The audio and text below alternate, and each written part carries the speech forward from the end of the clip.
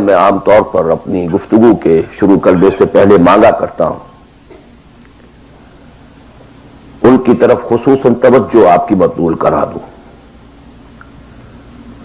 اللہم ربنا الہمنا رشدنا واعذنا من شرور انفسنا۔ اے اللہ ہمیں ہر اس بات کا الہام کر دے، ہمارے دلوں میں ہر وہ بات ڈال دے جو ہمارے رشد کی، ہدایت کی، فوز کی، کامیابی کی، فلاح کی ہو۔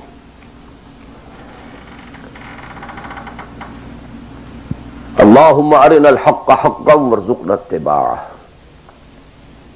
اے اللہ ہمیں حق کو حق دکھا، ہم اس میں دھوکہ نہ کھا جائیں، مغالطے میں نہ مبتلا ہو جائیں، اور اسے قبول کرنے کی، اختیار کرنے کی ہمیں توفیق عطا فرما۔ محض حق کو سمجھ لینا کافی نہیں ہے، بلکہ الٹا نقصان دہ ہے اگر اسے اختیار کرنے کے لیے انسان تیار نہ ہو۔ اللہم ارنا الحق حقا وارزقنا اتباعہ وارنا الباطل باطلا وارزقنا اجتنابہ۔ ہمیں باطل کو باطل ہی دکھا، ایسا نہ ہو کہ ہم غلطی سے باطل کو حق سمجھ بیٹھیں، اور اے اللہ ہمیں اس باطل سے اجتناب کرنے کی، اس سے بچنے کی ہمت عطا فرما۔ اللہم وفقنا لما تحب وترضى، اور اے اللہ ہمیں ہر اس کام کی توفیق عطا فرما جو تجھے پسند ہے اور جن سے تو راضی ہوتا ہے۔ یہ دعائیں آپ میں سے ہر شخص اچھی طرح شعوری طور پر اس وقت اپنے دل میں مانگ لیں اور پھر میری گفتگو کو سماعت فرمائیں۔ نجات کا لفظ جو میں نے استعمال کیا ہے وہ ان کئی الفاظ میں سے سب سے نچلی سطح کا لفظ ہے جنہیں قرآن مجید کامیابی کے لیے استعمال کرتا ہے۔ بہت سے الفاظ آپ نے سنے ہوں گے، فوز، اولئک ھم الفائزون، وہ کامیاب لوگ ہیں۔ رشد، اولئک ھم الراشدون، وہ لوگ ہیں کہ جو بڑے نصیب والے ہیں۔ فلاح، اولئک ھم المفلحون، وہ ہیں اصل میں کہ جنہوں نے بلند ترین کامیابی حاصل کر لی۔ سعادت، فاما الذین سعدوا، ان میں سب سے نیچے کا لفظ ہے نجات۔ نجات سے اوپر ہے فوز، فوز سے اوپر ہے فلاح، یہ اس کی ہائر ڈگریز ہیں۔ جیسے کامیابی امتحانات میں ایک محض پاس ہو جانا ہے اور ایک اس میں اے گریڈز لے کر آنا ہے، یا ہمارے ہاں وہ ڈویژن شمار ہوتے ہیں، فرسٹ ڈویژن ہے، سیکنڈ ڈویژن ہے، تو یہ کئی اصطلاحات ہیں۔ فوز، فلاح، رشد، سعادت، سب سے کم سب سے نیچے، سب سے کم نجات۔ وَمَالِي أَدْعُوكُمْ إِلَى النَّجَاةِ وَتَدْعُونَنِي إِلَى النَّارِ، تو کم سے کم جو کامیابی کی شرائط اسلام میں ہیں آج ہمیں ان پر گفتگو کرنی ہے۔ اللہ تعالی ہمیں اس سے اوپر بڑھنے کی توفیق دے، رشد اور فوز اور فلاح کی منزلوں سے ہم کنار فرمائے۔ لیکن ظاہر بات ہے کہ یہ تمام منزلیں بعد میں ہیں، پہلے کامیابی تو ہو۔ جہاں تک اس نجات کی راہ کا تعلق ہے، اس کے موضوع پر کیونکہ قرآن مجید کی جامع ترین سورت جو اس لیول پر گفتگو کرتی ہے اور جامع ترین ہے وہ سورۃ العصر ہے۔ والعصر ان الانسان لفی خسر الا الذین آمنوا وعملوا الصالحات وتواصوا بالحق وتواصوا بالصبر۔ ثابت ہوا یہ بیس لائن ہے، اس سے نیچے تو نجات ہی نہیں ہے، وہ تو خسران ہے، ناکامی ہے، یہ بیس لائن ہے۔ اسی لیے میرا جو کتاب چاہے نجات کی راہ سورۃ العصر کی روشنی میں، the road to salvation in the light of سورۃ العصر، اردو میں بھی ہے، انگریزی میں بھی ہے۔ تو جیسا کہ میں نے بتایا تھا اپنی ترجمہ قرآن کے نشستوں میں کہ میں نے اسی سورۃ العصر پر بیس کر کے ایک منتخب نصاب قرآن مجید کے مطالعے کا سلیکٹڈ کورس آف اسٹڈی یہ مرتب کیا جس میں آم کی گٹھلی جس طریقے سے وہ شے ہے جس سے پورا آم کا درخت وجود میں آ جاتا ہے، ایسے ہی سورۃ العصر ہے جس سے پورا قرآن جو ہے کھلتا چلا جاتا ہے۔ کتاب احکمت آیاتہ ثم فصلت من لدن حکیم خبیر، کل قرآن سورۃ العصر میں ہے۔ اس پر میرے آڈیوز ہیں، ویڈیوز ہیں، پورا منتخب نصاب بھی سمجھیے سورۃ العصر کی تفسیر ہے۔ بہرحال اس موضوع پر میں نے گزشتہ 35 سالوں میں لا تعداد مرتبہ گفتگو کی، لیکن آج میں ذرا ایک مختلف زاویے سے، مختلف اسلوب میں، باتیں وہی ہیں، حق تو ایک ہے، جہنم ایک ہی ہوگی، اس کے اندر داخلے کے دروازے لہا سبعۃ ابواب، جنت ہے اس سے داخلے کے دروازے مختلف ہیں، حق ایک ہے لیکن اپروچ اس تک جانے کے لیے راستے ہیں بہت سے۔ تو میں آج ذرا ایک مختلف اسلوب سے وہی باتیں آپ کے سامنے دہراؤں گا۔ مختلف اسلوب کا فائدہ ہوتا ہے،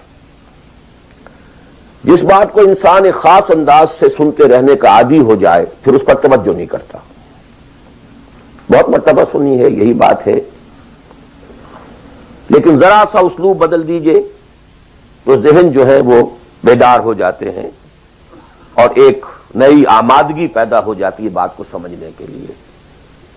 اسی لیے وہ بڑا پیارا مصرع ہے کہ ایک پھول کا مضمون ہو تو 100 رنگ سے بانو۔ بات تو ایک ہی پھول کو ڈسکرائب کرنا ہے، لیکن اس کو اس طرح سے کروں، اس طرح سے کروں، ایسے کروں، اور اسی کو قرآن مجید نے استعمال کیا۔ یہ اصل اسلوب قرآن کا ہے، کذالک نصرف الآیات، تصریف الآیات، آیات کو گردش دینا۔ ایک آیت میں ایک مضمون پہلے ہے، دوسرا بعد میں ہے، دوسری آیت میں دوسرا مضمون جو ہے وہ پہلے آ گیا ہے اور پہلا جو ہے وہ بعد میں لے آئے۔ یا ایھا الذین آمنوا کونوا قوامین بالقسط شہداء للہ، یہ سورہ نساء میں ہے۔ یا ایھا الذین آمنوا کونوا قوامین للہ شہداء بالقسط، یہ آپ کو سورہ مائدہ میں مل جائے گا۔ لیکون الرسول شہیدا علیکم وتکونوا شہداء علی الناس، یہ سورہ حج میں ہے۔ لتکونوا شہداء علی الناس ویکون الرسول علیکم شہیدا، یہ سورہ بقرہ میں ہے۔ تصریف الآیات، کذالک نصرف الآیات۔ تو میں آج کوشش کر رہا ہوں تصریف آیات کے اس اسلوب کو کسی درجے میں، قرآنی اسلوب ہے، اس کو کاپی کرنا بھی آسان نہیں ہے، کوشش کروں گا اس سے اپنی وہی بات جو آپ میں سے بہت سے حضرات کے سامنے اس سے پہلے بہت مرتبہ آ چکی ہوگی، لیکن نئے اینگل سے۔ وہ اینگل کیا ہے؟ اللہ کا، دین کا ایک ہی تقاضا ہے انسان سے، وہ تقاضا جس کے بارے میں ہم کہہ سکتے ہیں کہ 100 بات کی ایک بات، ایک بات۔ جیسے اردو کا ایک محاورہ ہے، ہاتھی کے پاؤں میں سب کے پاؤں، وہ اتنا چوڑا پاؤں ہے کہ وہ سب پاؤں رکھ دیں تو اس میں آ جائیں۔ اس طریقے سے ایک بدو صحابی آئے تھے حضور سے، انہوں نے ایک سوال کیا تھا کہ مجھے کل دین کی بات ایک جملے میں سمجھا دیجئے۔ آپ نے فرمایا ہاں ٹھیک ہے، آؤ، قل آمنت باللہ ثم استقم، دیٹس آل، اللہ پر کہو کہ میں اللہ پر ایمان لایا، پھر اس پر جم جاؤ۔ اسی طرح آج میں آپ سے دین کا کل تقاضا، اللہ کا کل مطالبہ، اور میرے ذہن میں وہ آیت آ رہی ہے کلا لما یقض ما امرہ، ہم نے ایک ہی تقاضا انسان سے کیا، اس نے اس کو پورا نہیں کیا۔ اور میرے ذہن میں اس وقت ایک سین آ رہا ہے، وہ جو پکچر بنائی گئی تھی حضور کی سیرت پر، the messenger of Allah, the messenger of God perhaps, اس میں دکھایا گیا ہے کہ ابو طالب بستر وفات پر ہیں، آخری وقت ہے، قریش کا وفد آیا ہے الٹیمیٹم لے کر کے، ابو طالب اب ہمارا صبر کا پیمانہ لبریز ہو گیا، یا تو اپنے بھتیجے کو روک لو ورنہ پھر آئیے اوپن، پھر ایک اوپن چیلنج ہے، کھلے میدان میں مقابلہ کیجیے۔ ایک جملہ اس وقت اس پکچر میں ہے جو کہا ابو طالب نے، one word, my nephew demand from you only one word. اس نے تم سے کیا تقاضا کیا ہے؟ تم سے دولت نہیں مانگی، تم سے مال نہیں مانگا، تم سے حکومت نہیں مانگی، کچھ بھی تو نہیں مانگتا. وہ ایک بات مانگتا ہے، ایک کلمہ تک مانگتا ہے. ابو جہل نے فوراً ریٹارٹ کیا، the one word he demands demolishes all the gods. وہ ایک بات اس کی ایسی ہے کہ جو ہمارے سارے معبودوں کا تیا پانچا کر کے رکھ دیتی ہے، ختم کر دیتی ہے. وہ ایک بات، دین تو ایک بات ہے. اسی انداز میں آپ کو بتا رہا ہوں کہ اللہ کا کل تقاضا، دین کا کل تقاضا ایک لفظ میں ہے، وہ لفظ ہے عبادت. تمام انبیاء کی دعوت آپ قرآن مجید میں مختلف مکی صورتوں میں پڑھیں گے، ان اعبدوا اللہ ما لکم من الہ غیرہ، اللہ کی عبادت کرو، تمہارا اس کے سوا کوئی الہ، کوئی معبود نہیں. خود قرآن کی دعوت صرف اس فرق کے ساتھ کہ پہلے انبیاء کہتے تھے یا قوم اعبدوا اللہ، اے میری قوم کے لوگوں اللہ کی عبادت کرو، اللہ کی بندگی کرو. حضور چونکہ بھیجے گئے پوری نوع انسانی کے لیے، تو یہاں خطاب ہے یا ایھا الناس اعبدوا ربکم الذی خلقکم والذین من قبلکم لعلکم تتقون. اے لوگو، اے بنی آدم،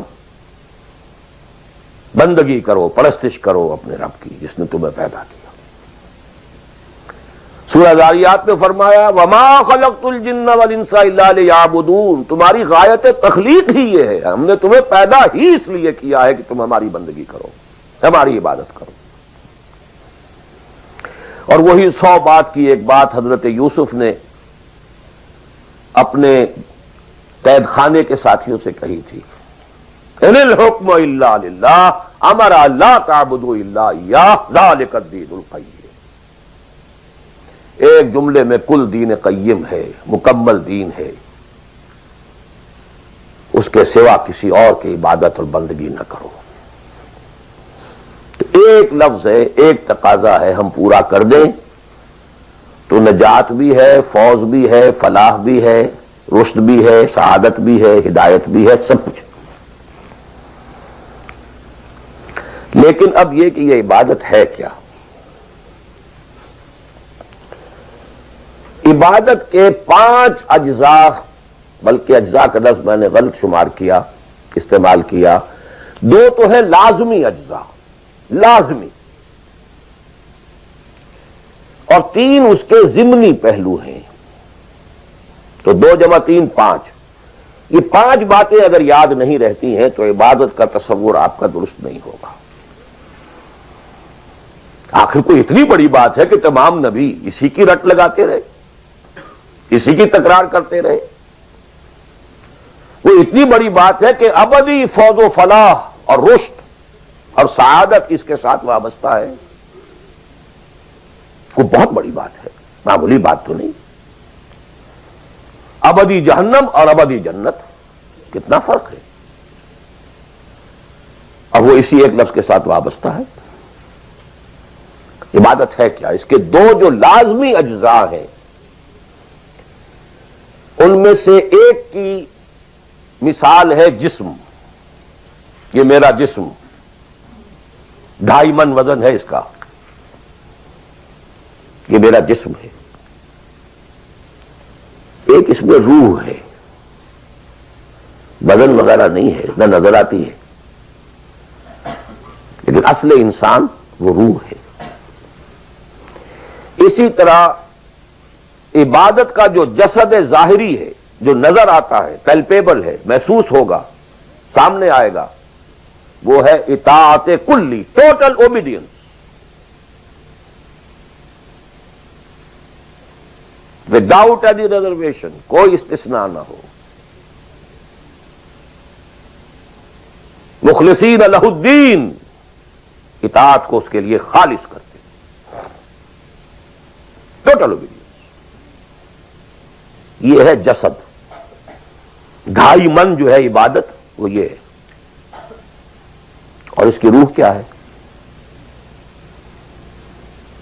اللہ کی محبت. یہ اطاعت محبت جذبے سے سرشار ہوگا تب تو عبادت ہے، ورنہ اطاعت ہے صرف. اطاعت تو انسان حکمرانوں کی بھی کرنے پہ مجبور ہو جاتا ہے. ہم انگریزوں کی اطاعت کرتے تھے. آپ یہاں بہت سے ایسے قوانین کی اطاعت کرتے ہیں جو آپ کو پسند نہیں ہے، مجبوری ہے، آ گئے ہیں، رہ رہے ہیں، کیا کریں. لیکن جب آؤٹ آف لو، انٹینس لو، جب کسی کی ٹوٹل اوبیڈینس قبول کی جائے گی تو یہ عبادت ہے. یہ دو ہے اجزائے لازم. اس کو بڑی خوبصورتی سے امام ابن تیمیہ اور حافظ ابن قیم انہوں نے بیان کیا ہے. العبادت تجمع اصلین، غایت الحب مع غایت الذل والخضوع. دو چیزیں جمع ہوتی ہیں تو عبادت پوری ہوتی. انتہا درجے کی محبت اور انتہا درجے کی عاجزی اور اطاعت اور سرفگندگی کسی کے سامنے. یہ دونوں چیزیں اطاعت کے لازمی اجزاء ہیں عبادت کے. اور ان دونوں کے بارے میں ایک بات اور نوٹ کیجئے، ان دونوں کے اعتبار سے اللہ اور اس کا رسول بریکٹڈ ہیں، ساتھ جڑے ہوئے. اس لیے کہ اللہ کی اطاعت رسول کی اطاعت کے ذریعے ہے. وَمَا أَرْسَلْنَا مِن رَّسُولٍ إِلَّا لِيُطَاعَ بِإِذْنِ اللَّهِ وَمَن يُطِعِ الرَّسُولَ فَقَدْ أَطَاعَ اللَّهَ. وہ ریپرزنٹیٹو ہے، وہ نمائندہ ہے اللہ کا، لہذا اللہ کی اطاعت، اطیعوا اللہ واطیعوا الرسول. اطاعت میں یہ دونوں بریکٹڈ ہیں. یہی وجہ ہے کہ قانون اسلامی کی مستقل سورسز جو ہیں وہ یہی دو ہیں، اللہ کی کتاب اور اس کے رسول کی سنت. اسی طرح محبت میں بھی دونوں بریکٹڈ ہیں.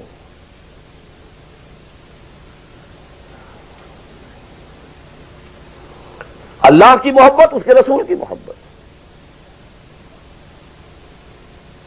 والذین آمنوا اشد حبا للہ، شدید ترین، اشد. ایمان کا لازمی تقاضا یہ ہے کہ شدید ترین محبت آپ کے دل میں اللہ سے ہو. اور حضور نے فرمایا لا یؤمن احدکم حتی اکون احب الیہ من والدہ وولدہ والناس اجمعین. تم میں سے کوئی شخص مومن ہو ہی نہیں سکتا جب تک کہ میں اسے، اس کے باپ، اس کے بیٹے اور تمام انسانوں سے زیادہ محبوب نہ ہو جاؤں. اطاعت اور محبت میں دونوں بریکٹڈ ہیں. اللہ کی اطاعت، رسول کی اطاعت. اللہ کی محبت، رسول کی محبت. بلکہ ایک نقطہ اور نوٹ کر لیجئے، نظری طور پر بالا تر اطاعت اللہ کی ہے اور بالا تر محبت اللہ کی ہے، اور دوسرے درجے میں اطاعت رسول کی ہے اور دوسرے درجے میں محبت رسول کی ہے. عملاً ایک ہے نظری چیز، ایک ہے عملاً.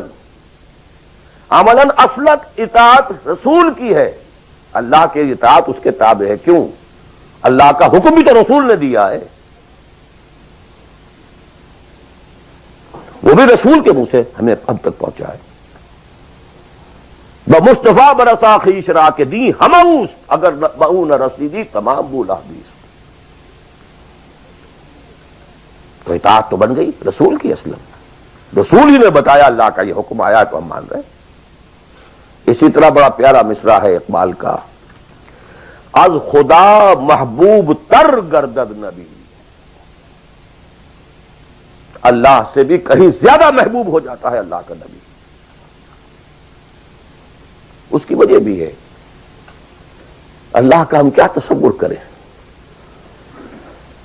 اللہ کی فیلنگز کا ہمیں کیا اندازہ ہو سکتا ہے؟ کوئی فیلنگز ہے کیا ہے؟ رسول کو ہم ایک ہیومن بینگ کی حیثیت سے ویژولائز کر سکتے ہیں. رسول کو بھی چوٹ لگی تھی، دل پر چوٹ لگی تھی. رسول کے پاس بھی بیٹی آئی تھی، بڑی پیاری بیٹی، فاطمہ بضعۃ منی. ابا جان اب تو عام لوگوں کے ہاں بڑی فراوانی ہو گئی ہے، ذرا یہ دیکھیے میرے ہاتھوں پر گٹے پڑے ہوئے ہیں چکی پیسنے کی وجہ سے، میرے کندھے کے اوپر نشان پڑ گئے ہیں، مشکیزے میں پانی بھر کر لاتی ہوں، مجھے بھی کوئی کنیز، کوئی غلام عنایت ہو جائے۔ ہم پوری طرح ویژوائز کر سکتے ہیں کیا فیلنگ ہوگی محمد کی اسوہ صلی اللہ علیہ وسلم، تو ہم ویژوائز کر سکتے ہیں نا کہ کیا کلیجہ اللہ نے دیا تھا کہ فرمایا بیٹی نہیں، یہ چیزیں ہمارے لیے نہیں، تمہیں میں اس سے بہتر چیز دیتا ہوں۔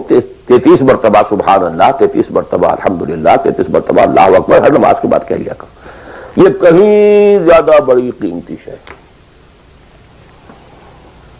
ہم محسوس کر سکتے ہیں کہ رسول کے دل پر کیا بیتی تھی جب حضرت حمزہ کی آزا بریدہ لاش سامنے آئی ہے کہ ناک کٹی ہوئی ہے، کان کٹے ہوئے ہیں، پیٹ چاک ہے، کلیجہ باہر نکلا ہوا، اسے چبایا گیا۔ But what is feelings؟ اور کیا پہاڑ جیسا دل اللہ نے دیا تھا، کیسے جبر کیا ہے، کیسے صبر کیا ہے۔ اگرچہ ایک وقت میں آ کر بات ظاہر ہو گئی جب مدینے میں واپس پہنچے ہیں اور انصار کے گھروں سے عورتوں کے بین کرنے کی، ماتم کرنے کی آوازیں آئیں تو الفاظ نکل گئے، اما حمزہ تو فلا بواکی لہو، ہائے حمزہ کے لیے تو کوئی رونے والی بھی نہیں ہے۔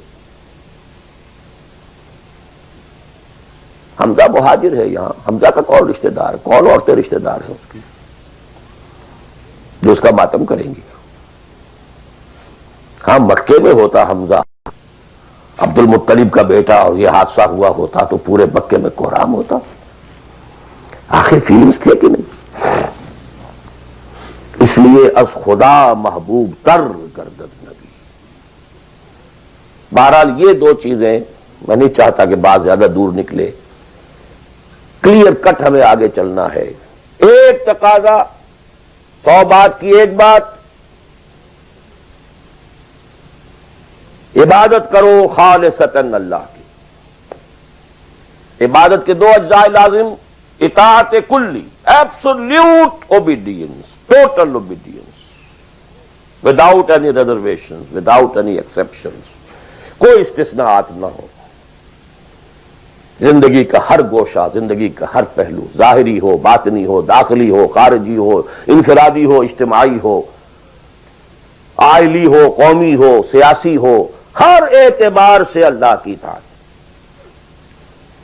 اور یہ اطاعت ہو اللہ کی محبت کے جذبے سے سرشار ہو کر، اور ان دونوں چیزوں میں اللہ کے ساتھ نظری طور پر، ثانوی طور پر، عملاً اولاً محبت رسول اور اطاعت رسول شامل ہے۔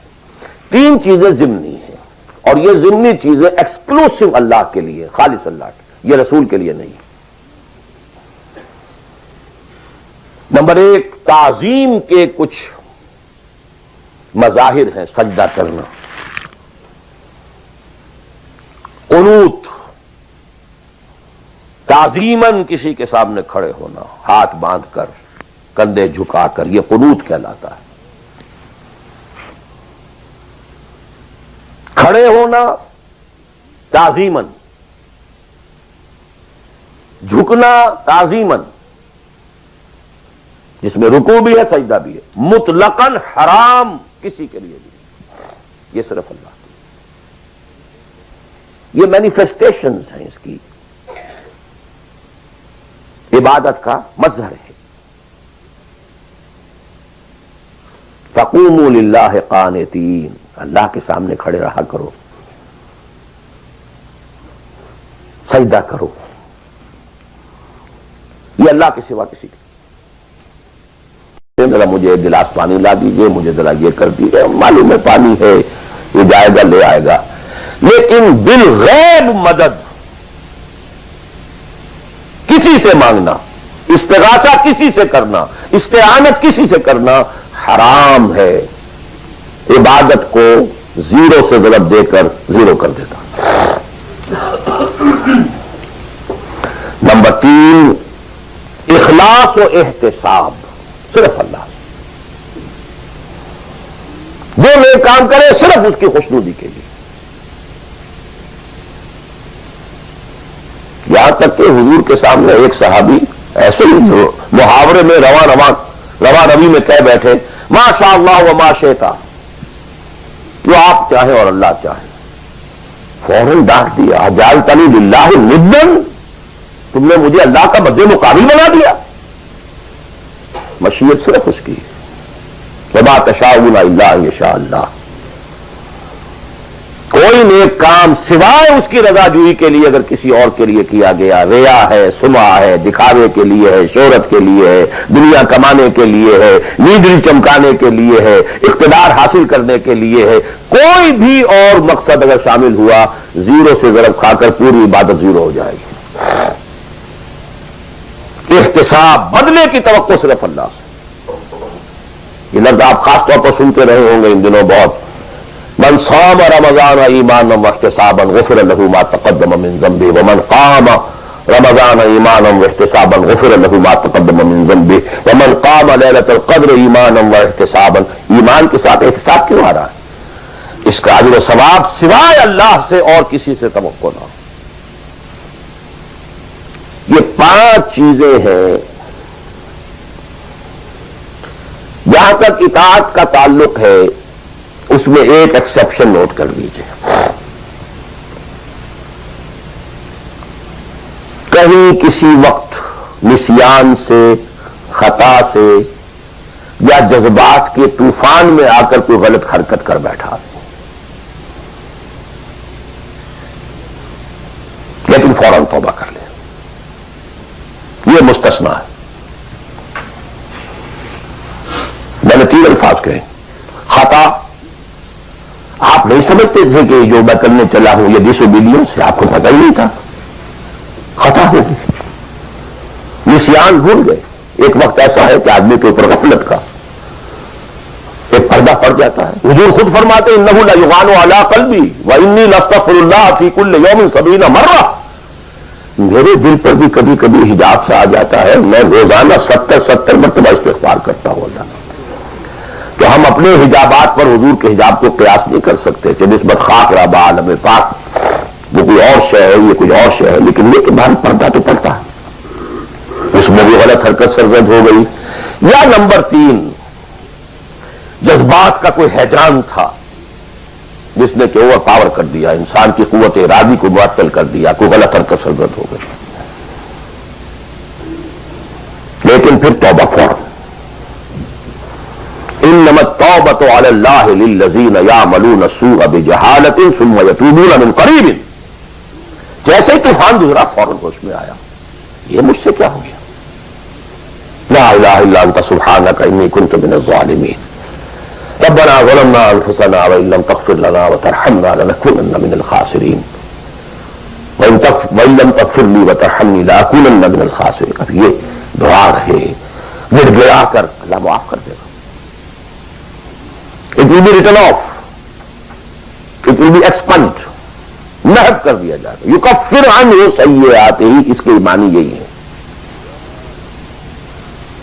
ہاں اس کے برعکس اگر ایک گناہ بھی جان بوجھ کر مستقلاً کرتے رہے، ایک، باقی ساری 99% عبادت ہو رہی ہے، ایک حرام شے کو اپنے لیے حلال ٹھہرا لیا، شعوری طور پر، ارادی طور پر، مداومت کے ساتھ اس کے اوپر ڈیرے جما لیے، وہ ایک گناہ جو ہے وہ پوری عبادت کو زیرو سے ضرب دے کر زیرو کر دے گا، اور خلود فی النار، آگ میں ہمیشہ رہنے کی وعید. بلا من کسب سیئۃ واحاطت بہ خطیئتہ فاولئک اصحاب النار هم فیہا خالدون. ان پوائنٹس کو اچھی طرح نوٹ کیجیے. خطا میں فرق ہے، گناہ میں فرق ہے. ایک گناہ غیر شعوری طور پر ہو گیا، خطا سے ہو گیا، نسیان سے ہو گیا، وقتی طوفان جذبات کا، کسی ایسی محفل میں تھے، مجلس میں تھے، کھو گئے، غلطی ہو گئی، فوراً متنبہ ہو گئے، فوراً. یہ اور ہے.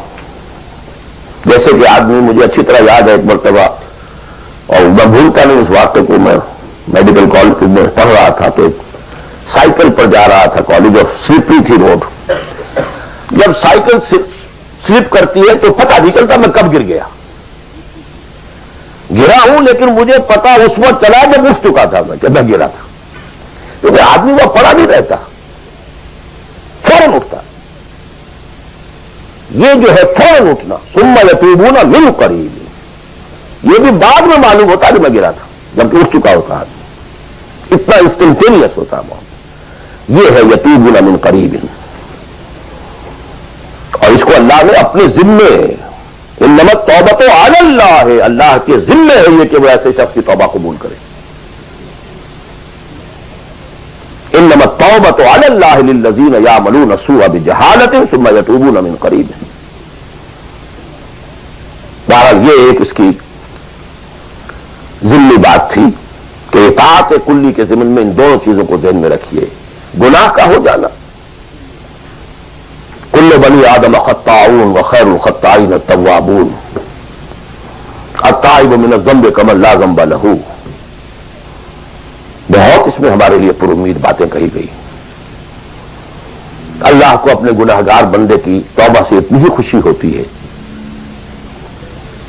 جتنی کہ اس شخص کو ہوئی جو صحرا میں سفر کر رہا تھا، ایک ہی اونٹ تھا، اسی پر اس کا پانی تھا، اسی پر اس کا راشن تھا. تھوڑی دیر کے لیے سستانے کو لیٹا، آنکھ کھلی تو اونٹ غائب. دوڑ رہا ہے مشرق میں، مغرب میں، شمال میں، جنوب میں، تھک ہار کر بیٹھ گیا ہے. اب وہ موت کا انتظار کر رہا ہے. نہ پانی ہے، نہ کوئی غذا ہے، نہ کوئی سواری ہے کہ اس صحرا لقد صحرا سے نکل سکے. کہ اچانک دیکھتا ہے کہ اونٹ تو کھڑا ہے، موجود ہے. تو اسے اتنی خوشی ہوتی ہے کہ وہ کہتا ہے اللہ تو میرا بندہ، میں تیرا رب. کہنا یہ چاہتا تھا اللہ تو میرا رب، میں تیرا بندہ، لیکن اتنا مغلوب ہو گیا ہے اس وقت جذبات میں خوشی کے کہ کیا یہ بیٹھا کہ اللہ تو میرا بندہ، میں تیرا رب. اتنی خوشی ہوتی ہے اللہ کو اپنے کسی گناہگار بندے کی توبہ سے.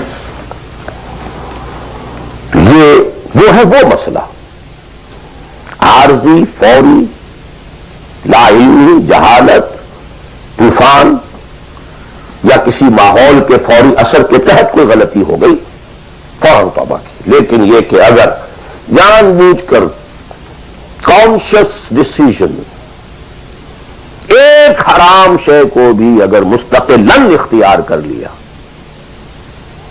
بلا من کسب سیئۃ واحاطت بہ خطیئتہ فاولئک اصحاب النار هم فیہا خالدون.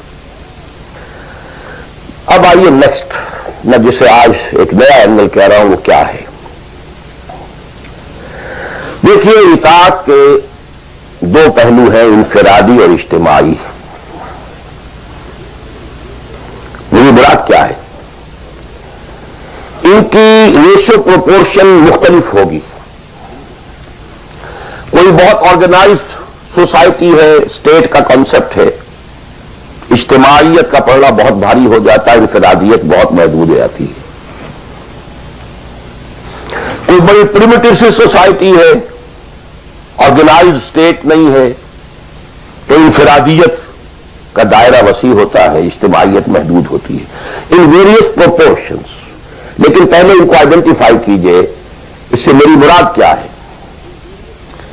ایک وہ اللہ کی اطاعت ہے کہ جو ایک انسان کے اپنے بس میں ہے، وہ کر سکتا ہے. چاہے بھوک آ جائے، فاقہ آ جائے، نقصان ہو جائے، جان کا اندیشہ ہو جائے، یہ کر سکتا ہے. ایک وہ اطاعت ہے جو کسی صورت کر ہی نہیں سکتا جب تک کہ اجتماعی ماحول نہ بدلے. کتنا ہی سنسیئر ہو، کتنا ہی نیک ہو، کتنا ہی فیصلہ کر لے، کر ہی نہیں سکتا. وہ اس کے ہاتھ میں ہے ہی نہیں. ایک ریاست ہے، آرگنائز اسٹیٹ ہے، اس کا لا ہے، آپ اس میں رہ رہے ہیں تو وہی قانون چلے گا. آپ کے بس میں نہیں ہے. آپ کا بیٹا فرض کیجئے خدا نہ خواستہ زنا کرے تو آپ سے رجم نہیں کر سکتے، چاہے آپ کا بیٹا ہے. یہ ہے وہ پاور، وہ اتھارٹی. آپ کا اپنا بیٹا اپنی بیٹی چوری کر لے، آپ ہاتھ نہیں کاٹ سکتے. مجھے یاد آ رہا ہے لو ان فاطمہ بنت محمد سرقت، بالفرضی کہہ رہا ہوں نا میں بھی، مفروضے کے طور پر آپ نہیں ہاتھ کاٹ سکتے. ایک معاشرہ ہے جس کے اندر پوری معیشت جو ہے سود کے اوپر ہے. آپ سانس بھی نہیں لے سکتے کہ جو سود سے خالی ہے. امپاسبل. ایک اسٹیٹ ہے، آپ اس کے سٹیزن ہیں، آپ اس کے کانسٹیٹیوشن کے لائل ہیں، فیتھفل ہیں. تو جیسا کہ میں نے کہا تھا، آرگنائز سوسائٹی اسٹیٹ میں یہ دائرہ بہت بڑھ جاتا ہے. ٹرائبل ہے، وہاں یہ کہ انفرادیت کا کافی دائرہ ہوتا ہے، قانون کم سے کم ہوتے ہیں، نظم کم سے کم ہوتا ہے، سسٹم جو ہے اس کی گرفت کم سے کم ہوتی ہے. اب دیکھیے، دو حیثیتیں دنیا میں ممکن ہیں. ایک انتہائی خوش بختی کی، انتہائی خوش قسمتی کی کہ ایک انسان ایک ایسے ماحول میں پیدا ہو گیا ہے، یا وہ ہجرت کر کے ایسے ماحول میں چلا گیا ہے جہاں ٹوٹل دین غالب ہے، دین قائم ہے، نظام ہے دین کا، حکومت ہے اللہ کی. وہاں جا کر انسان کتنا how at ease he will feel. No friction. وہ بھی اللہ کی بندگی کرنا چاہتا ہے، ماحول بھی سازگار ہے، پورا نظام بھی اللہ کی بندگی پر ہے، پورا قانون بھی اللہ ہی کا نافذ ہے، پورا تعلیم کا ڈھانچہ بھی اللہ ہی کے ہدایت کے مطابق ہے، تمام ذرائع ابلاغ سے بھی اسی کے مطابق چیزیں جو نشر ہو رہی ہیں، اور یہ ویژول سب کچھ. انتہائی خوش قسمتی، موسٹ فارچونیٹ کہ ایک انسان ایسے ماحول میں ہو. لیکن فرض کیجئے کہ وہ ایسے ماحول میں ہے جہاں اللہ کا دین غالب نہیں ہے، بہت محدود سا حصہ ہے جس میں وہ اللہ کا حکم مان سکتا ہے، نماز وہ پڑھ سکتا ہے، روزہ رکھ سکتا ہے، کوئی نہیں روکتا. اسرائیل میں بھی جا کے پڑھ لیجئے نماز اور روزہ، امریکہ میں کر لیجئے، بھارت میں کر لیجئے، کوئی نہیں روکتا. ہو گئے.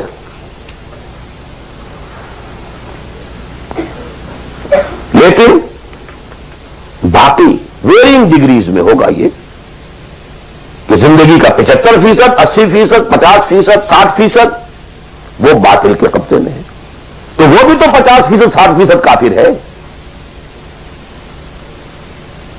از a part and parcel of that environment, of that system. Quran کے تینوں فتوے اس پر بھی تو لگ رہے ہیں. من لم يحكم بما انزل الله فاولئك هم الكافرون ومن لم يحكم بما انزل الله فاولئك هم الفاسقون ومن لم يحكم بما انزل الله فاولئك هم الظالمون. وہی ظالم ہے، اور ظالم سے مراد مشرک. ان الشرک لظلم عظیم، وہی کافر ہیں. بتوں سے تجھ کو امید ہے، خدا سے نا امیدی. مجھے بتا تو صحیح اور کافری کیا ہے.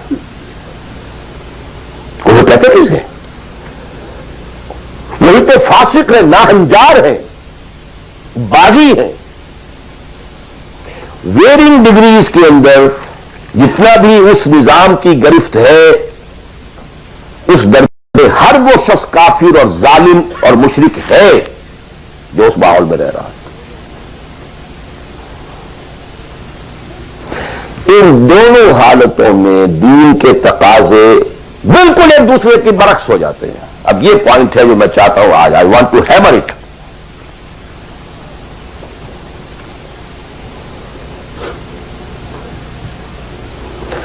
اگر آپ خلافت راشدہ کے دوران پیدا ہو گئے ہوتے، موسٹ فارچونیٹ، موسٹ ایزی. دین قائم ہے، اللہ کے احکام جاری ہیں، سارا نظام وہی ہے، دی ہول اسٹیٹ کرافٹ وہ اسلام کی بنیاد پر کام کر رہا ہے. آپ ایک سٹیزن ہیں، آپ کے لیے تقرب بالنوافل کے درجے کھلے ہوئے. فرض تو پورے ہیں یہاں. نفل نماز پڑھیے، نفل علم حاصل کیجئے، نفل روزے رکھتے چلے جائیے، نفلی چلے کیجئے، جو چاہیے کیجئے. تقرب بالنوافل. اور اس تقرب بالنوافل کا درجہ یہاں تک اونچا ہو سکتا ہے وَيَتَقَرَّبُ إِلَيَّ عَبْدِي بِالنَّوَافِلِ حَتَّى أَكُونَ میرا بندہ نوافل کے ذریعے سے میرا تقرب حاصل کرتا جاتا ہے کرتا جاتا ہے یہاں تک کہ میں اس کی آنکھیں بن جاتا ہوں جن سے وہ دیکھتا ہے، اس کے کان بن جاتا ہوں جن سے وہ سنتا ہے، اس کے ہاتھ بن جاتا ہوں جن سے وہ پکڑتا ہے، اس کے پاؤں بن جاتا ہوں جن سے وہ چلتا ہے۔ حدیث قدسی، اور سارے وہابی بھی مانتے ہیں اس کو، یہ نہ سمجھیے کہ یہ کسی صوفی کی بڑھ ہے، حدیث صحیح عند کل المحدثین۔ اللہ ہاتھ بن جاتا ہے آپ کا، اللہ پاؤں بنتا ہے آپ کا، اللہ آنکھ بنتا ہے آپ کی، اللہ کان بنتا ہے آپ کا۔ یہ بہت اونچی بات ہے، بہت اونچی بات ہے، بہت اونچی بات ہے، لیکن یہ تقرب بالنوافل کا درجہ کہاں آئے گا؟ جہاں آپ ایک اسلامی نظام کے تحت سانس لے رہے ہیں، جہاں وہ اسلامی نظام نہیں ہے، پہلا فرض تن من دھن اس نظام کو بدلنے کے لیے لگا دینا۔ اگر یہ نہیں ہے تو نماز نہیں ہے، منہ پر دے ماری جائے گی۔ میں جو کچھ کہہ رہا ہوں علی وجہ البصیرت کہہ رہا ہوں، میری پوری زندگی کے مطالعے کا نچوڑ ہے۔ نماز منہ پر دے ماری جائے گی، روزے منہ پر دے مارے جائیں گے۔ You reconcile yourself to that system. یہ میری بغاوت کے اوپر مبنی تھا۔